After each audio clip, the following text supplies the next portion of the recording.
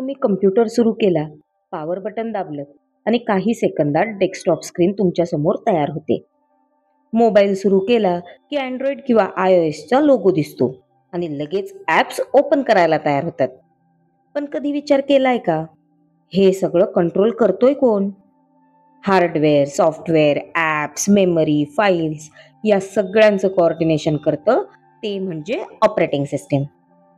नमस्कार, मी पूनम आणि तुम्ही पाहत आहात logically. Welcome to episode 21 of one day one concept. ही सिरीज खास त्यांच्यासाठी आहे ज्यांना फक्त नावं जसं विंडोज, लिनक्स, अँड्रॉइड माहीत आहेतच, पण OS खरंच काय करतं हे प्रॅक्टिकली समजून घ्यायचंय. चला सुरू करूया. ऑपरेटिंग सिस्टीम म्हणजे काय? ऑपरेटिंग सिस्टीम म्हणजे सॉफ्टवेअरचा असा लेअर आहे जो युजर आणि हार्डवेअर यांच्या मध्ये असतो. युजरला थेट हार्डवेअरशी डील करायला लागत नाही. OS सगळं मॅनेज करतो. सोप्या भाषेत सांगायचं झालं तर OS हा कम्प्युटरचा ट्रॅफिक पोलीस आहे, जो सगळ्यांना योग्य वेळी सिग्नल देतो आणि काम सुरळीत चालू ठेवतो. एक उदाहरण घेऊन बघूया. इमॅजिन करा, एक ऑर्केस्ट्रा आहे. तिथं व्हायोलिन वाजतंय, ड्रम्स वाजतायत, फ्लूट, पियानो, प्रत्येक जण आपापलं काम करतंय. पण जर कोऑर्डिनेटर नसेल तर सगळे इन्स्ट्रुमेंट वेगवेगळ्या तालात वाजतील आणि गोंधळ होईल. कंडक्टर आपली कंट्रोल स्टिक वापरतो, सगळ्यांना रिदम मध्ये आणतो आणि म्युझिक परफेक्ट हार्मनीमध्ये तयार होतं. अगदी तसंच OS करतं.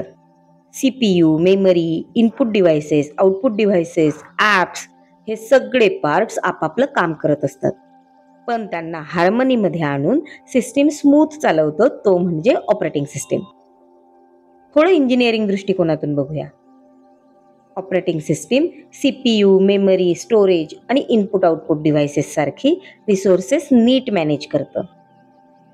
प्रोसेस शेड्युलिंग म्हणजे कोणतं काम आधी करायचं आणि कोणतं नंतर हे OS ठरवतं. फाईल मॅनेजमेंट सिस्टीममुळे आपण फाईल्स क्रिएट, सेव्ह, डिलीट करू शकतो.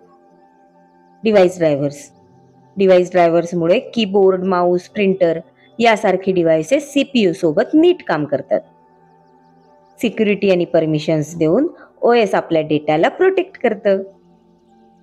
विदाउट OS युजरला हार्डवेअर डायरेक्टली बायनरी कोड्समध्ये ऑपरेट करावा लागला असता, जे प्रॅक्टिकली अशक्य आहे. चला आता बघूया विंडोज, लिनक्स आणि अँड्रॉइड यामध्ये फरक काय आहे. विंडोज हे सर्वात जास्त वापरलं जाणारं OS आहे. युजर फ्रेंडली आहे आणि गेम सॉफ्टवेअरसाठी खूप पॉप्युलर आहे. मात्र ते क्लोज सोर्स आहे, म्हणजे फुल कंट्रोल मायक्रोसॉफ्टकडे असतो. लिनक्स हे फ्री आहे, ओपन सोर्स आहे, सिक्युअर आहे आणि प्रोग्रामर, सर्व्हर्ससाठी वाईडली वापरलं जातं. ज्यांना फुल कस्टमायझेशन हवं आहे त्यांनी लिनक्स परफेक्ट आहे. अँड्रॉइड हा लिनक्सवर आधारित आहे, पण खास स्मार्टफोन आणि टॅबलेटसाठी डिझाईन केलेला आहे. त्याचे ॲप इकोसिस्टीम खूप मोठं आहे आणि म्हणूनच तो जगभरात सगळ्यात जास्त वापरला जातो. iOS ॲपल डिव्हायसेससाठी असलेलं क्लोज्ड OS, स्मूथ परफॉर्मन्स आणि स्ट्रॉंग सिक्युरिटी यासाठी हे प्रसिद्ध आहे, पण ॲपलच्या इकोसिस्टीम पुरतंच मर्यादित आहे. थोडक्यात सांगायचं झालं तर विंडोज जनरल युजरसाठी, लिनक्स पॉवर युजरसाठी आणि सर्व्हरसाठी, अँड्रॉइड मोबाईल डिव्हायसेससाठी आणि iOS ॲपल डिव्हायसेससाठी आहे. आता थोडेसे रिअल लाईफ एक्झाम्पल्स बघूया. लॅपटॉपवर तुम्ही एकाच वेळी वर्डमध्ये असाइनमेंट टाईप करताय, इंटरनेट ब्राउझिंग करताय आणि बॅकग्राऊंडमध्ये गाणी प्ले होत आहेत.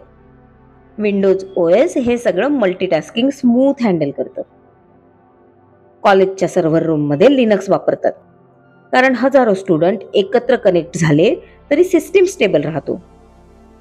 मोबाईलवर व्हॉट्सअप, इंस्टाग्राम, यूट्यूब यासारखे ॲप्स चालतात. अँड्रॉइड किंवा iOS हे ॲप्स नीट हँडल करतात. तर आज आपण काय पाहिलं, ऑपरेटिंग सिस्टीम म्हणजे काय, ती कशी काम करते आणि विंडोज, लिनक्स, अँड्रॉइड यासारख्या OS मध्ये फरक काय आहे. नेक्स्ट एपिसोडमध्ये आपण बघणार आहोत BIOS म्हणजे काय आणि तो आपल्या कम्प्युटरमध्ये कुठे असतो आणि तो करतो काय.